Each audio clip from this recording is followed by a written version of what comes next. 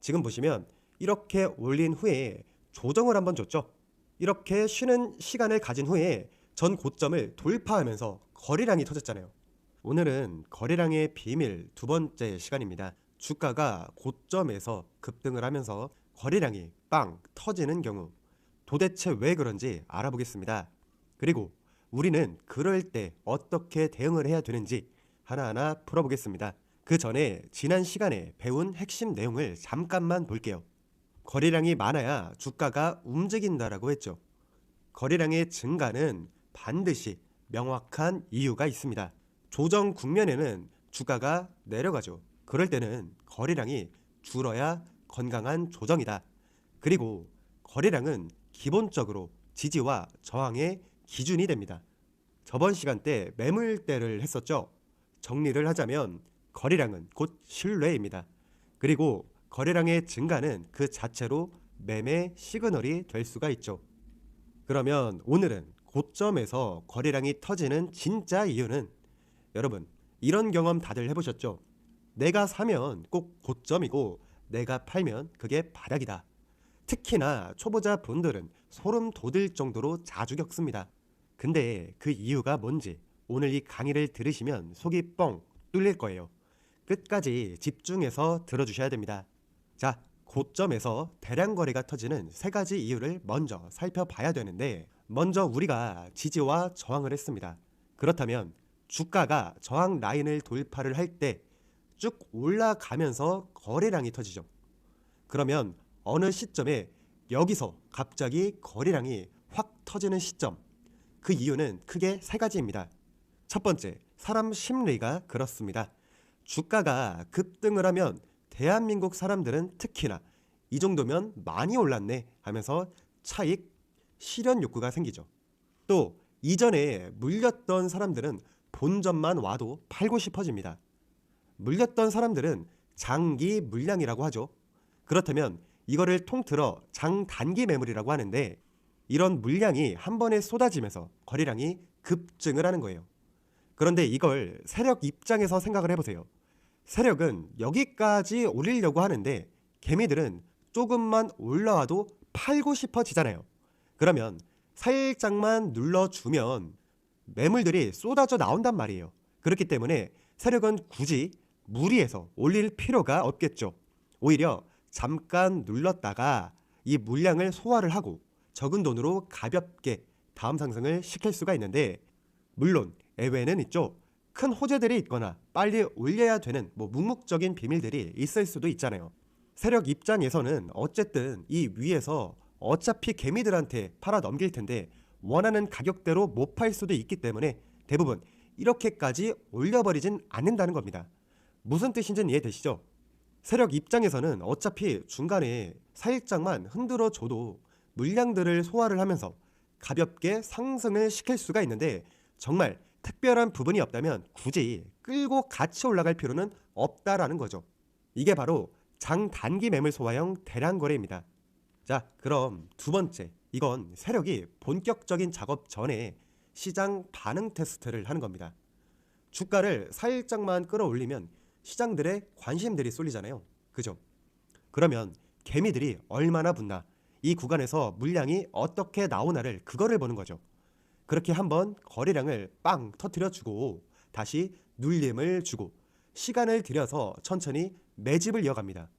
3개월이면 3개월, 6개월이면 6개월 이렇게 시간을 정해놓고, 예를 들어 여기까지 올리려면 대략적인 금전적인 부분이 얼마나 들어가야 되나를 보고 작업을 하는 거거든요.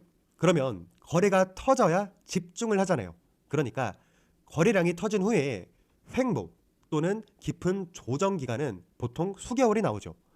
이후에는 분명한 강한 상승이 나옵니다. 그러면 기존의 장단기 매물은 대략적으로 1일에서 40일 정도, 그리고 추가 매집은 긴 조정이죠. 40일에서 많게는 1년까지도 걸릴 수가 있다는 겁니다. 이런 조정 국면이 이해가 안 되면 댓글을 남겨주시거나 카카오톡으로 남겨주시면 됩니다. 세 번째는 세력이 최종 수익을 실현을 하거나 혹은 다른 A라는 외부 세력의 개입으로 계획이 틀어졌을 때입니다. 이럴 땐 급등을 시켜서 일반 투자자들에게 환상을 심어주고 고점에서 거래량을 터뜨리며 물량을 던집니다. 바로 설거지 파동이죠. 때로는 세력도 손절을 하는 경우도 있다는 겁니다. 그렇다면 경우의 수는 총 4가지죠. 바로 올리냐, 잠깐의 조정 후 올리냐, 긴 시간 조정 후에 올리냐, 아니면 패대기를 치냐로 볼 수가 있습니다. 핵심만 말씀을 드리자면 어차피 조정이 올 확률이 굉장하게 높죠. 그렇다면 고점에서 거래량이 급등을 하면 최소한 매수는 피해야 된다. 왜냐면 위에서 말한 4가지 중에서 조정 또는 하락이 오기 때문입니다. 사자마자 마이너스가 된다면 심리가 흔들린단 말이에요. 그렇기 때문에 시초가 매매를 하시는 초보자 분들은 저항 라인을 돌파 또는 어느 정도 오른 이 시점을 제외하고는 대량 거래가 터질 때는 가급적 매수는 피하셔야 된다는 겁니다. 물론 10번 중에 한두 번은 사시는 분들이 있어요. 이 부분은 나중에 상급자 버전에서 다시 한번 다루겠습니다. 그렇다면 밑에서 거래량이 터지는 반대의 경우라면 우리 지지와 저항을 했었죠. 이평선부터 많은 내용들을 다루어 봤습니다.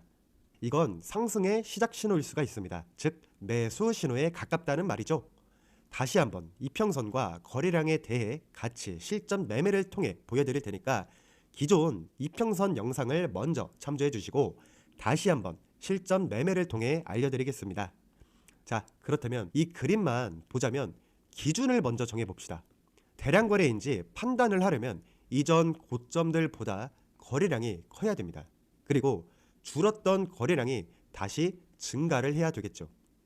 만약에 상승 후에 횡보만 하고 빠지지 않는다면 그건 고점 대량 거래가 아닐 수 있다는 게 핵심 내용입니다.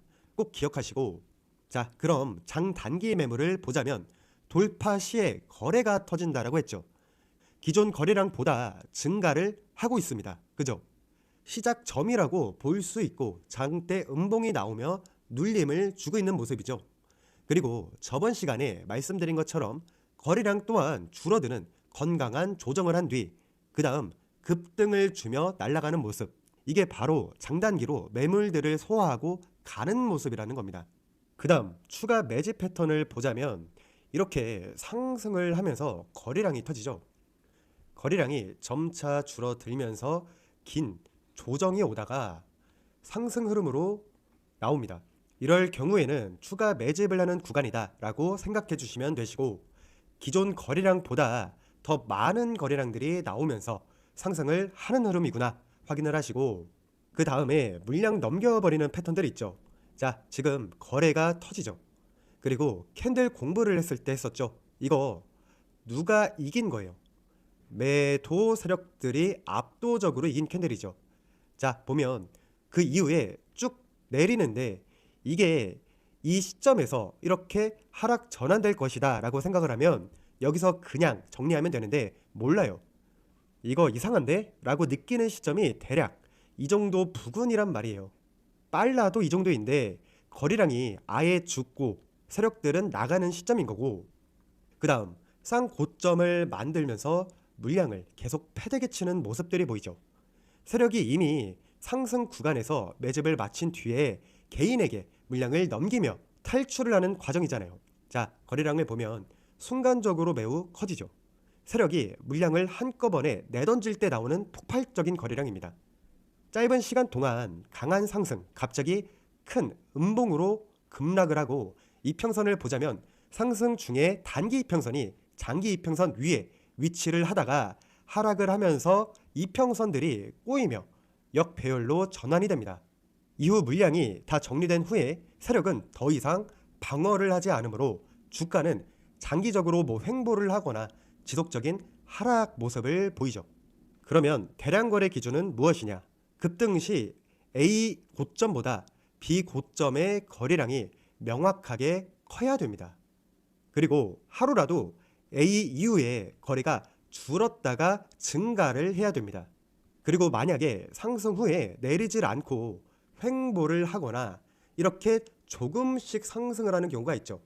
그러면 조정일 뿐인 거고, 이럴 경우에는 물량 소화를 하고 바로 다시 올려버리는 경우가 있다라는 겁니다. 그런 경우는 고점에서 대량 거래에 해당이 되질 않는다는 거죠. 실제 차트를 다시 보자면 대량 거래가 터졌죠. 지금 보면 정말 많이 올라온 차트란 말이에요. 지금 보시면 이렇게 올린 후에 조정을 한번 줬죠. 이렇게 쉬는 시간을 가진 후에 전 고점을 돌파하면서 거래량이 터졌잖아요. 그러면 해당 상황이 아니라는 겁니다. 이해되시죠? 그렇다면 고점에서 거래량이 터진다면 어떻게 대응을 할 것인가? 중급자 이상이 아니면 매수를 금지하라는 겁니다. 중급자 이상인 분들은 바로 올라갈 것 같으니까 매수를 하거나 또는 잠시 내렸다가 올라가더라도 어느 정도 확률을 알고 들어가기 때문이라는 겁니다. 그런 분들은 당연히 매수를 하셔도 되지만 그렇지 않은 분들은 뇌동 매매를 하면 안 되죠. 그리고 매매 스타일에 따라 또 달라져요. 내가 여기서 만약에 매수를 했고 나는 하루에서 일주일 정도를 본다라고 가정을 한다면 3일 안에 거래량이 터지면서 상승을 할 경우 일단 나오는 게 좋죠. 또 어떤 분들은 장기 투자를 하시다 보니까 여기서 눌러도 그냥 가지고 있으신 분들도 계실 거고요. 또 하나는 여기서 매수를 한 사람과 여기서 매수를 한 사람들과도 다르죠. A라는 사람은 손절 라인을 여기로 정해져 있을 거고 B라는 사람은 손절 라인을 여기로 정해졌을 거란 말이에요. 그렇다면 A라는 사람은 리스크는 작을 거고 어느 정도 올라가면 일부 어느 정도 익절을 하셨을 거란 말이죠. 그러면 이렇게 급락을 하더라도 손절 라인에서 버려도 상관이 없다라는 거고 위에서 매수를 한 사람들은 여기 부근이 손절 라인이 되겠죠. 그죠? 어쨌든 나의 멘탈에 따라 거래의 성격 또한 많이 다르다는 겁니다. 다음 시간에는 저점에서 대량 거래가 터질 때의 진짜 의미, 그 내용으로 찾아뵙겠습니다. 도움되셨다면 좋아요, 구독, 알림 설정까지 부탁드릴게요. 고생 많으셨습니다.